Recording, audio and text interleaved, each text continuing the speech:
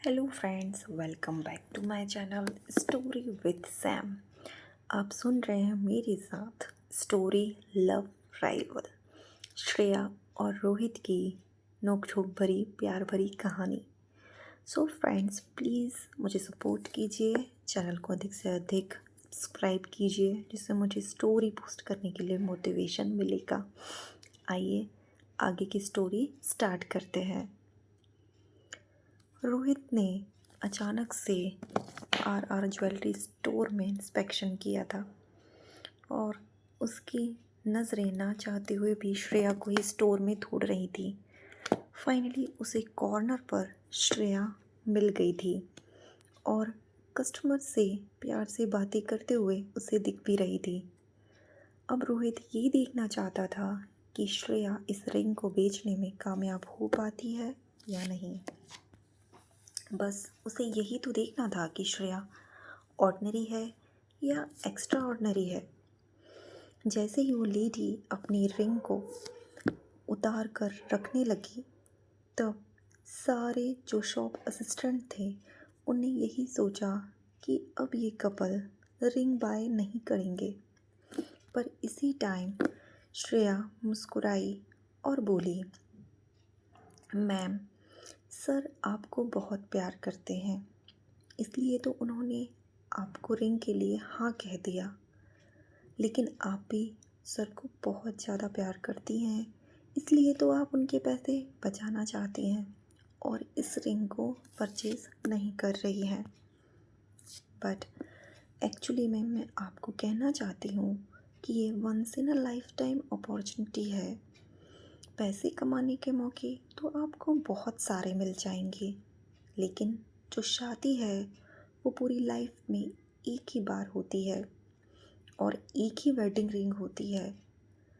आपको प्राइस के बारे में इस समय नहीं सोचना चाहिए।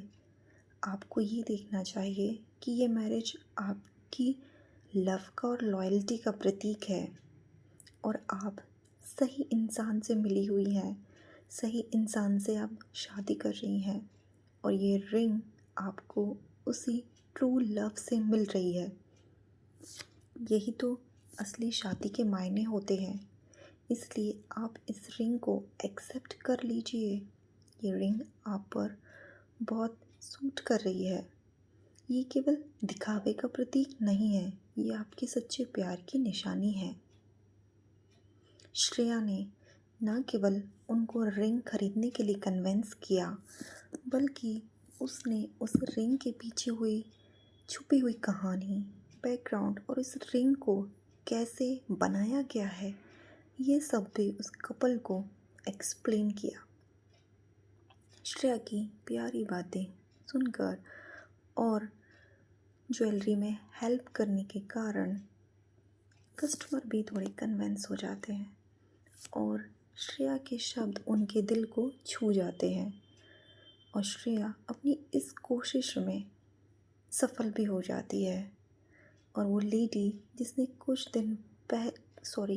देर पहले रिंग को बॉक्स में रख दिया था, वो वापस से उस रिंग को पिक कर लेती है। लेडी का हस्बैंड श्रेया से कहता है, thank you so much miss, आपने इस रिंग को ख़रीदने में हमारी हेल्प की। वो हस्बैंड अपनी वाइफ का हैंड पिकअप करता है और उस रिंग को लेडी के हाथ में पहना देता है। वो कहता है कि ये शॉप असिस्टेंट एकदम सही कह रही है, तुम इस रिंग को डिज़र्व करती हो। वो श्रेया से कहता है कि मैं इस रिंग को ख़रीदना चाहता हूँ, प्लीज़ आप रिसिप्ट तैयार कीजिए, मैं पेमेंट करना चाहता हूँ। श्रेया ने बोला, okay sir, please wait a moment. Shreya बहुत खुश हो गई थी। उसने रिंग बेच दी थी और एक रिंग को बेचना मतलब उसको एक कमीशन मिलेगा। उसको बस यही चीज़ तो मोटिवेट करती थी कि उसको जल्द से जल्द पैसे कमाने थे। वो ज़्यादा से ज़्यादा पैसे कमाना चाहती थी क्योंकि उसके सर पर उसकी माँ और भाई दोनों की बहुत बड़ी रिस्पॉन्सिबिलिटी थी। वो कस्टमर को हैंडल करने में इतनी बिज़ी थी कि उसने रोहित पे तो ध्यान ही नहीं दिया, पर उसे पता नहीं था कि दो आंखें उससे कितनी देर से घूर रही थी। ऐसा लग रहा था जैसे चीता अपने शिकार को घूर रहा हो। जब रोहित ने देखा कि श्रेया ने फाइनली कस्टमर को कन्विंस कर लिया है, इवन उन्होंने अपने ओरिजिनल बजट से ज़्यादा बढ़ाकर रिंग परचेज की है, एकदम कुछ कन्फ्यूज़न उसकी आइज़ में आया। उसने सोचा कि ये औरत इतनी भी यूज़लेस नहीं है जैसा मैंने सोचा था, कुछ तो बात है इसमें। जैसे ही श्रेया ने उन दोनों कपल्स को बाहर भेजा, उसकी जान में जान आई। पता नहीं क्यों आज सुबह जैसे ही वो उठी थी, उसे कुछ अच्छा नहीं लग रहा था। उसे कुछ अंदर से अनकंफर्टेबल फील हो रहा था। उसे ऐसा लग रहा था जैसे उसे बहुत एसिडिटी हो रही है और उसे वॉमिटिंग जैसा फील हो रहा था। उसने अपना सर थोड़ा नीचे किया और अपने चेस्ट पर थोड़ा हाथ फेरा, क्योंकि उसे कुछ डिस्कम्फर्ट महसूस हो रहा था। बट उसने ये नोटिस नहीं किया था कि कोई उसके काउंटर पर आ चुका था। रोहित वॉक करता हुआ श्रेया के काउंटर पर पहुंचा एज अ कस्टमर। उसने देखा कि श्रेया ने अपना सर नीचे झुकाया हुआ है, तो उसने ग्लास कैबिनेट पर नॉक किया। उसे नहीं पता था कि श्रेया क्या कर रही है, पर जैसे ही श्रेया ने नॉक नॉक की आवाज़ सुनी तो उसने सरप्राइज़ होते हुए रोहित को देखा। पहली बार तो उसे एकदम से झटका ही लगा कि आज नॉर्मल शॉप इंस्पेक्शन था। ये रोहित रंधावा यहाँ क्या कर रहा है? ये वापस इस स्टोर में क्यों आ गया? आज फिर मुझे ये सुनाएगा। बट किसी रीज़न के कारण वो एकदम से थोड़ी घबरा गई, क्योंकि जब जब वो इस बंदे का कोल्ड फेस देखती थी, उसके अंदर कुछ अजीब सा महसूस होता था। उसके मुंह से तो आवाज़ ही नहीं निकलती थी। हीटर चल रहा था, लेकिन फिर भी एकदम उसे ठंडे पसीने आ रहे थे। पर पता नहीं क्यों आज उसका मन भी बेचैन था। उसे नौसिया जैसा फील हो रहा था। उसे बार बार वॉमिटिंग करने का मन कर रहा था। इसलिए जैसे ही उसे वॉमिट आने लगा तो वो कंट्रोल नहीं कर पाई और उसने अपना मुंह अपने हाथ से थोड़ा कवर कर लिया। पर जैसे ही रोहित और शॉप के बाकी लोगों ने ये सब देखा तो एकदम से शॉक हो गए। पहले तो लोगों ने देखा कि श्रेया प्रेसिडेंट के ऊपर उल्टी करने वाली है। ये क्या कर रही है? क्या इसे पता नहीं है कि किस खतरे से खेल रही है? यदि इसने प्रेसिडेंट के ऊपर उल्टी कर दी होती तो आज तो ये पक्का जाने वाली थी। आज तो ये फायर्ड होकर ही रहती। पर रोहित को थोड़ी ना ये पता था कि आज श्रेया की तबीयत ख़राब है।